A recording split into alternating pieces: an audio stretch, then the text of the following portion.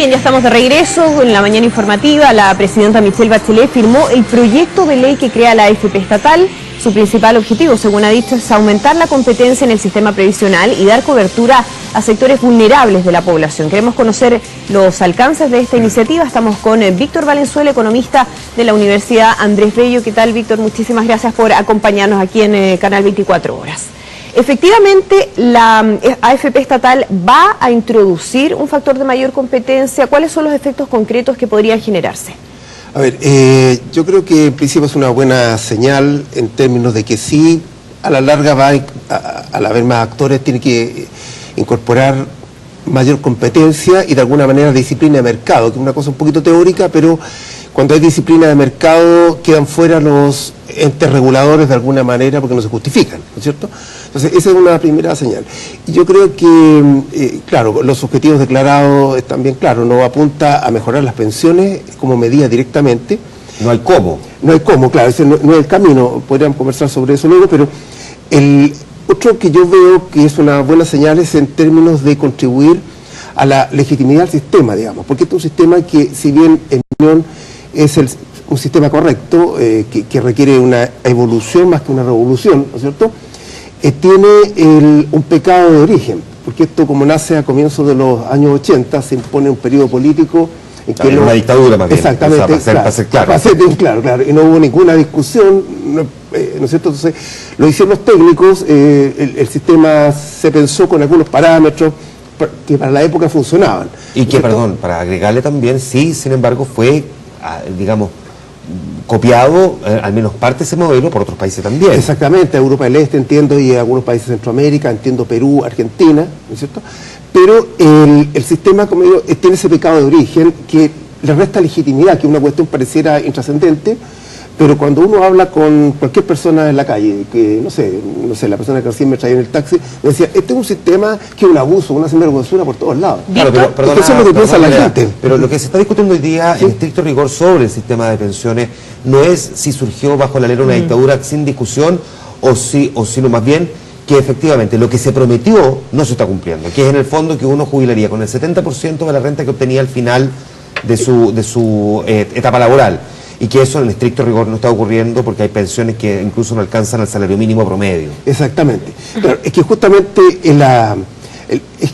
esto requiere una ingeniería de sistema distinta, un nuevo rediseño. Entonces ese diseño significa corregir algunos pilares. Y yo pienso que alguno de los pilares es la legitimidad, por eso me refería a ese punto. Ahora, respecto a que cómo el sistema va a poder mejorar las pensiones, eso es lo que está la Comisión Bravo, entiendo.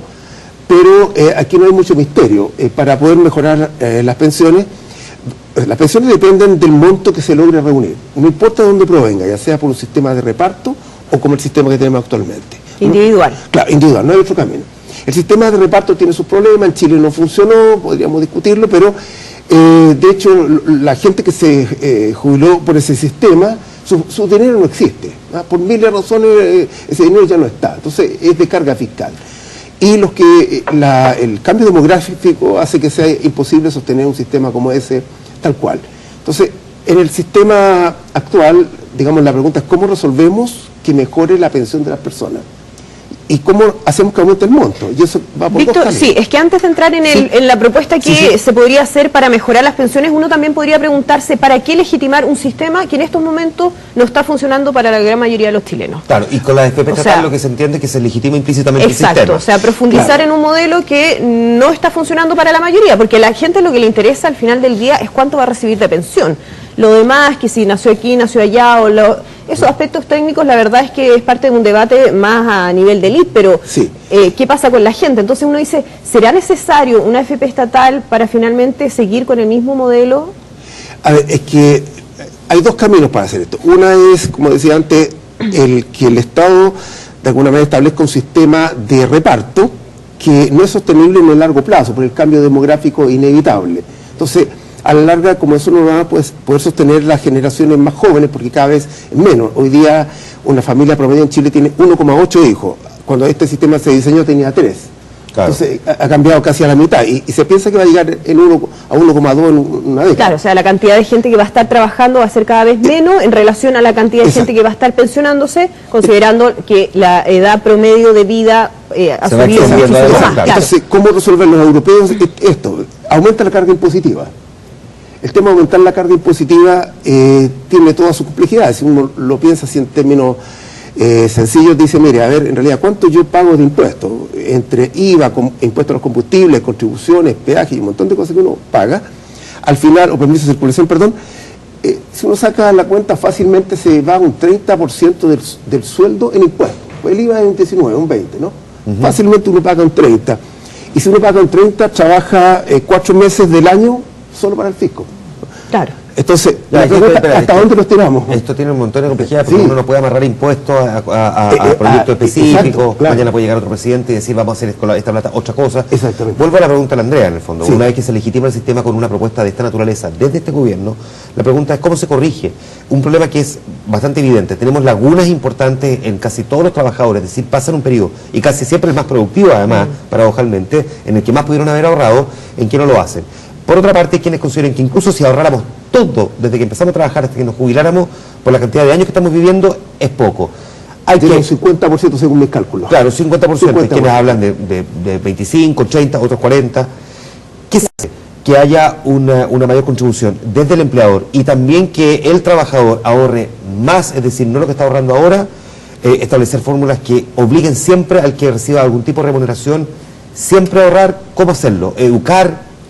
Bueno, el tema de la educación es un pecado del sistema de FP de origen también, el no haber hecho pedagogía sobre esto. Y ellos reconocen ese error. Sí. Exactamente, y a lo mejor un poco tarde, pero hay que hacer todavía.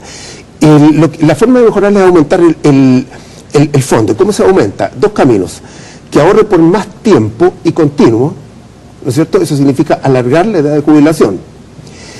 Y el problema de la continuidad tiene otras derivadas, porque la derivada no depende de uno como trabajador, cuánto tiempo va a estar desempleado.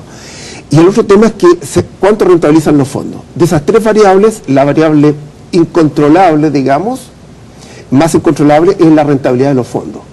¿Por qué? Porque eso va a depender de en qué estén invertidos los dineros. Entonces, el cómo hacemos rentabilizar el dinero, ya sea que lo tenga el Estado administrando o que lo tenga, en eso el aspecto técnico es exactamente el mismo, que lo hagan empleados públicos o que lo hagan privados. Brevemente, Víctor, aumentar la edad de jubilación es una opción que se tiene que considerar. Y el monto a cotizar, es decir, el monto a cotizar hoy día para los parámetros, en mi entender, debiera estar en torno a un 15%, ya sea que el 15% sea provisto en parte por el empleador y por el empleado, ¿no es cierto?, que es lo más probable, pero también eso mete un poquito de costo adicional a la mano de obra, que ya ese es otro problema. No corrige el problema de la FP estatal, pero ¿contribuye en algo entonces, sin embargo, para volver a la conversación inicial y ya para finalizar? Contribuye a la cobertura de 2.200.000 personas que están fuera del sistema, que son trabajadores activos, ¿no es cierto? Gente que trabaja en las ferias, no sé, un montón de gente que tiene pequeños talleres, que esos son trabajadores activos, pero no están en el sistema, no tienen cómo jubilar, tendrán que trabajar hasta el día que se pueda.